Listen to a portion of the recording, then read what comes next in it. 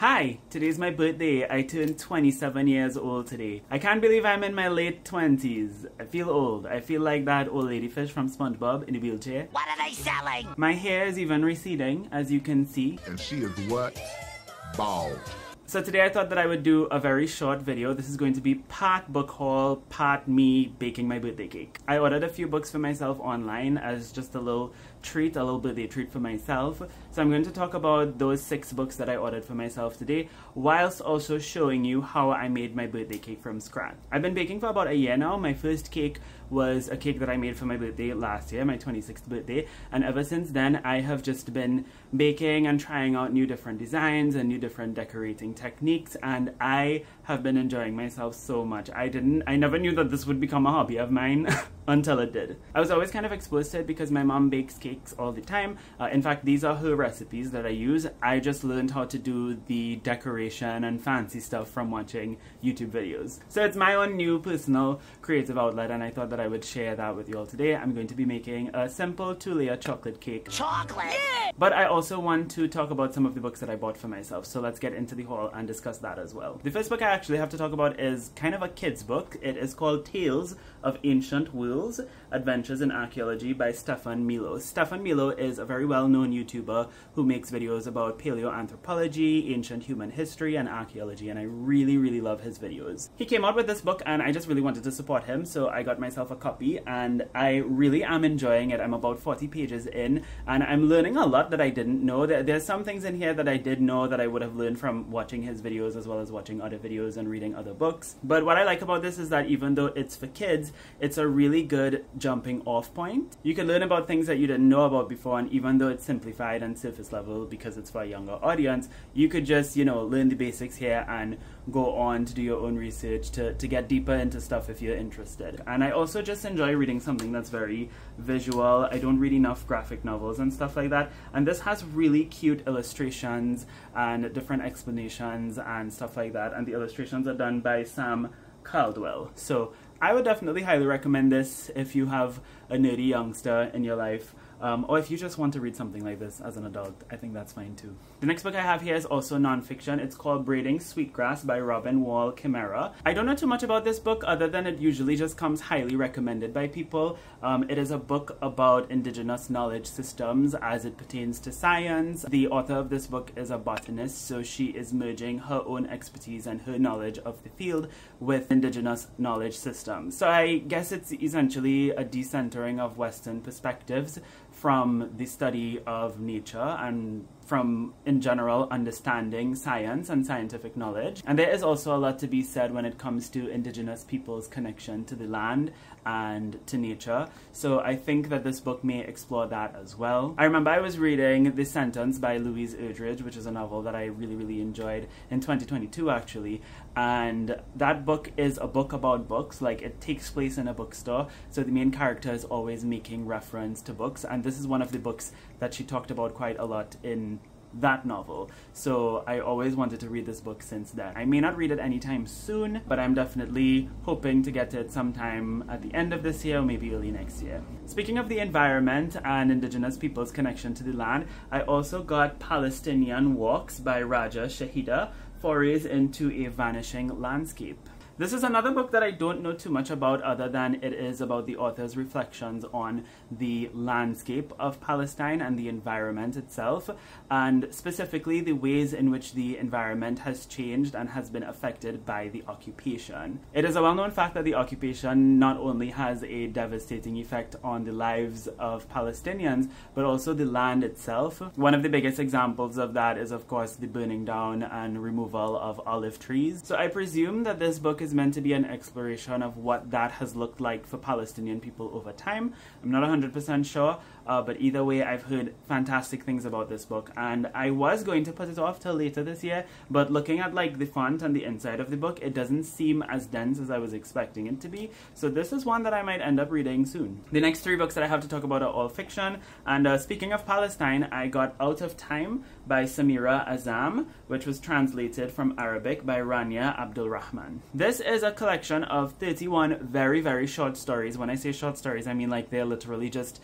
a page to 2 pages long. And they were all written by this Palestinian author named Samira Azzam, who died in Lebanon, I think in 1967, and whose work wasn't really appreciated until a good bit after her death. This is another book that I heard about from reading another book. I'm currently reading an edited collection called Light in Gaza, and one of the essays, I think the most recent one I read, I can't remember the name of that specific author, they mentioned this book and this author. They also mentioned a couple different Palestinian authors who were of a particular generation, the ones who actually lived through the Nakba. And they were talking about their writings and how important and foundational their writings are to the Palestinian literary tradition. And this was one of the authors that they mentioned. And so I decided to just get my hands on a copy. And I've been enjoying the stories so far. They're very interesting. And I think the main appeal of them is that they don't necessarily always focus on the conflict itself. And this is actually a really important point that was highlighted by Adiana Shibli, who was talking about this in the foreword that she wrote for this book, particularly in reference to a story that I don't think is in this collection, but is about a Palestinian man who has to catch a train every morning or something like that. In reference to that, Shibli wrote, "At first glance, this story might seem simple and safe, but it contributed to shaping my consciousness regarding Palestine as no other text I have ever read has done. Were there once Palestinian employees who commuted to work by train? Was there a train station? Was there once a train whistling in Palestine? Was there ever once a normal life in Palestine? So where is it now and why has it vanished?" The text engraved in my soul a deep yearning for all that had been, including the normal, banal, and the tragic, to such an extent that I could no longer accept the marginalized, minor life to which we've been exiled since 1948, when our existence turned into a problem. And as I began to read her stories, I saw what she was talking about. They are about the mundane, the everyday, the little, small things that people go through and have to experience. It creates a bigger imagining of what it means to be from a particular group that is conceived of in a particular way, or that is only ever defined in relation to a particular struggle. And I guess it also contributes to thinking about what a future can look like for those people if those problems can be decenter and eradicated. I'm really enjoying this, and since it's 31 stories, I've been reading one story every day. So since it's the 5th of January, I have thus far read 5 stories, and I've really been enjoying this collection. The next book I have here is called Jamila Green Ruins Everything by Zarqa Narwaz. I find any book about unorthodox, morally questionable Muslims to be appealing, and I'm just going to read the first paragraph of the back summary to give you the essence of what this book seems to be about. Jamila Green has only one wish: to see her memoir on the New York Times bestseller list. When that doesn't work out, she decided that the next step is to make a deal with God, so she heads to her local mosque. The idealistic new Imam, Ibrahim Sultan, is appalled by Jamila's shallowness, but agrees to assist her on one condition: that she perform a good deed. And then from the rest of this summary, it looks like just chaos ensues, and I'm ready for a good time.